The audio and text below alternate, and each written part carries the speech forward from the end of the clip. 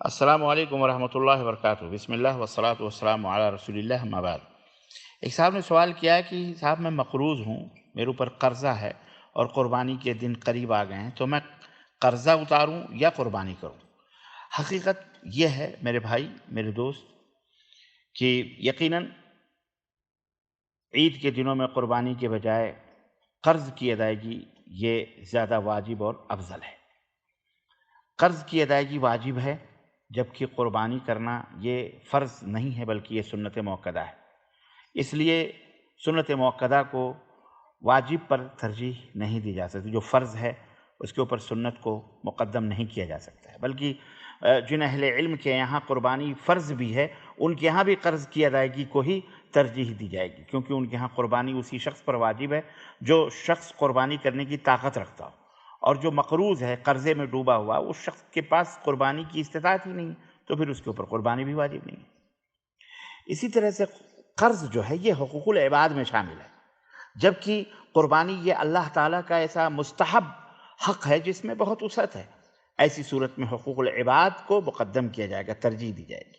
اسی طرح قرضہ باقی رہنے کی وجہ سے بہت سے خطرات پیدا ہو سکتے ہیں، کیونکہ اگر اللہ تعالیٰ قیامت کے دن مقروض شخص کی طرف سے قرضہ نہ چکائے، نہ چکائے تو پھر مقروض کی نیکیاں، قرضہ لینے والے کی جو نیکیاں ہیں، اللہ تعالیٰ نکال کر کے وہ اس آدمی کو دے دے گا جس نے قرضہ دیا ہے، اور یہ انتہائی خطرناک بات ہوگی، کیونکہ اس دن ہر مسلمان ایک ایک نیکی کے لیے ترسے گا۔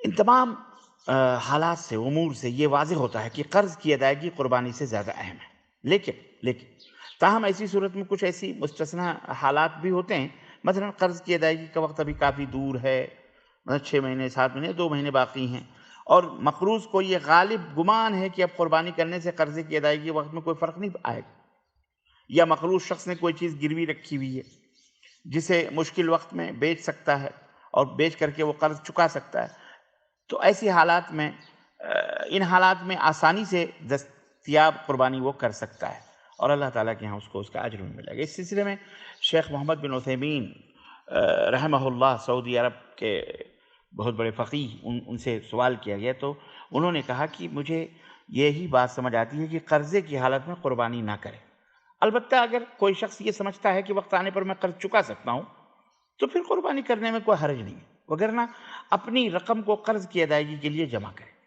شیخ رحمہ اللہ نے نصیحت کرتے ہوئے فرمایا، بھائیو، قرض ادا کرنا یہ ضروری ہے، اہم ہے۔ چنانچہ نبی صلی اللہ علیہ وسلم کے سامنے لائے ہوئے مقروض شخص کی جنازے کی نماز آپ نے نہیں پڑھائی۔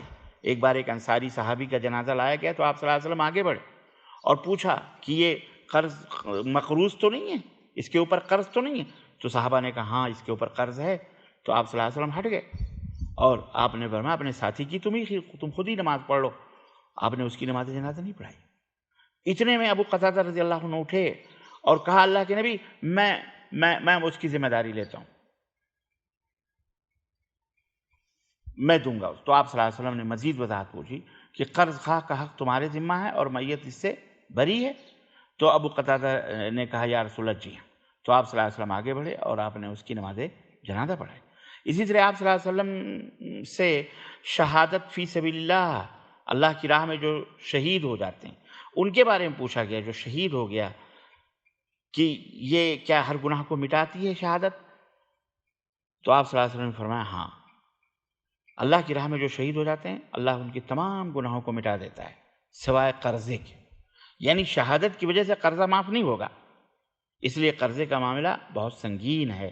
بہت سارے لوگ قرضے کھا کر کے ٹکارتے بھی نہیں ہیں، یا ٹکار لے لیتے ہیں، پوچھتے بھی نہیں ہیں، ملے راستے میں تو سلام بھی نہیں کرتے، گلی سے دوسری گلی میں بغلیں جھانکتے ہوئے، کھجلاتے ہوئے، سر آنکھ بند کرتے ادھر سے ادھر نکل جاتے ہیں، فونوں پر، موبائلوں پہ تعلقات بھی ختم کر چکے ہیں، قرض لے کر کے میں آج دوں گا، کل دوں گا، بہانے در بہانے در بہانے۔ اللہ نہ کرے اگر مر گئے تو پھر کیا حال ہوگا؟ غور کرو، سوچو، شریعت میں کتنی بڑی سزا ہے یہ، اللہ سے ڈرو۔ بہرحال قرض کی بات ہے یہ بھائیو، اس لیے اپنے آپ کو قرضے سے دور رکھو۔ کسی بھی ملک کو اقتصادی بحران اسی وقت اپنی لپیٹ میں لیتا ہے جب وہ قرضہ لیتے ہوئے کوئی خیال نہیں کرتے اور قرضہ لیتے جاتے ہیں حتیٰ کہ دیوالیہ ہو جاتے ہیں۔ بہرحال تو حقیقت جو قرض پہلے وہ اتارے، قربانی کرنے کی اگر طاقت ہے تو بعد میں کر لے، لیکن نہیں، قرض اس کے اوپر اتارنا پہلے۔ جزاکم اللہ خیر۔ واللہ اعلم بالصواب، وصلی اللہ علیہ نبینا محمد وعلی آلہ وصحبہ اجمعین، والسلام علیکم ورحمۃ اللہ وبرکاتہ۔